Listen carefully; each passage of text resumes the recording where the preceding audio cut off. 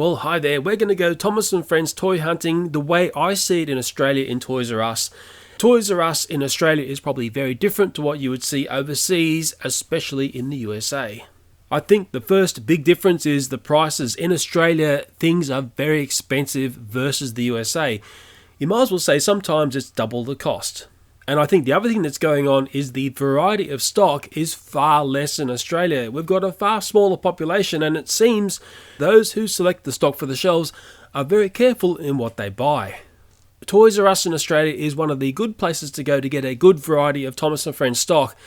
It also used to be the place to get a good variety of Chuggington stock, but it looks like, and very sadly, the Chuggington trains are disappearing.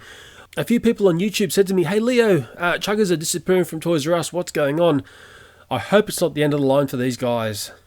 If Chuggington do disappear, I think a lot of their fate has to do with the fact that they were dealing with the new generation of children who love to play on iPads and tablets. The iGeneration, the swipe generation, call them what you like.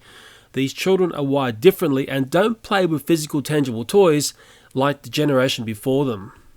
This trip to Toys R Us was to find the new Trackmaster playset Mad Dash on Sodor. It features a remote control Thomas and it's one of the really large Trackmaster 2 playsets. Sadly, that playset, I can't find it anywhere in the stores in Australia. I did see the Shipwreck Rails playset. It's punching up over $100. I looked at the Thomas. I'm looking for a little featured face or something. All it's got on it is some mud. It seems to be a one-trick pony playset where there's a spiral section. I don't know, it's just the sort of playset that I wouldn't even bother reviewing. That's just between you and me. I'm actually pretty picky in what I show up onto YouTube. I like to show the good stuff. I like to steer clear of the time-wasting, money-wasting toys, and there's plenty of them out there. Strange as it may sound, one of the best toys that I've come across recently was through the charity shop, and it was the Echo Cave Trackmaster Classic version 1 playset. That was a revelation to me. I'd forgotten how good Trackmaster used to be. And this will send shockwaves through the Thomas and Friends community. I would prefer to go and spend $100 on eBay, even though I don't like shopping online, and go and buy one of the classic sets from when it was good, versus spending $100 on these wangle-fangled sets that have stuff flying in the air and one-trick ponies. Maybe you've got a lot to say about this. There are some fantastic earlier Thomas and Friends sets which are fairly easily available online through Amazon or wherever else, and I'm sure there are people who go down and hunt those sets and have a lot of fun. One big catch is the new Thomas and Friends Trackmaster 2 trains are going to struggle on those earlier styles of track. There's classic Trackmaster Thomas and Trackmaster 2 Thomas. This is the Trackmaster Stop Go. It's the first time I've really had one of these. Let's give classic Trackmaster a bit of a spin on the Stop Go. It's set to stop, and if I say go, Thomas goes. Well, no surprises there, is there? Let's set it back to stop. Let's get Trackmaster 2 going on the same bit of track. Okay, well it stops, and I set it to go, and it stops. Why is this so? I think I know the perfect remedy. It's this.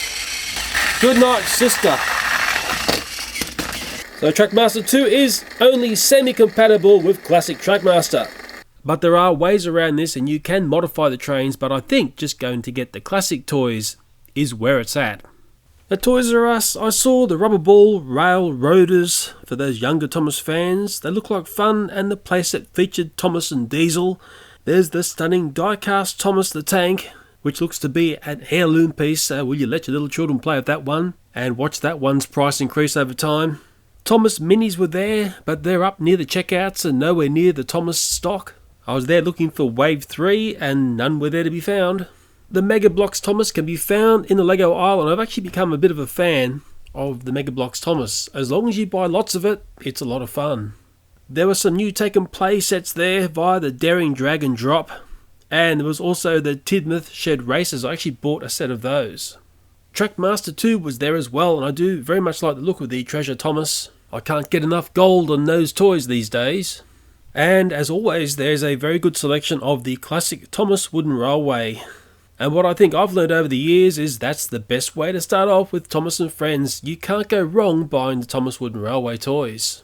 And all the time I was at Toys R Us, Devious Diesel was carefully watching my every move with his very oily eyes. He's quite disturbing.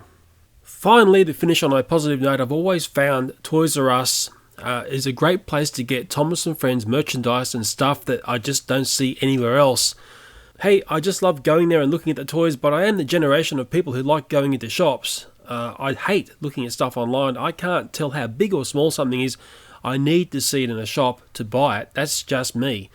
Anyway, another insight into Toys R Us. Not as extensive as the study I did a little while back.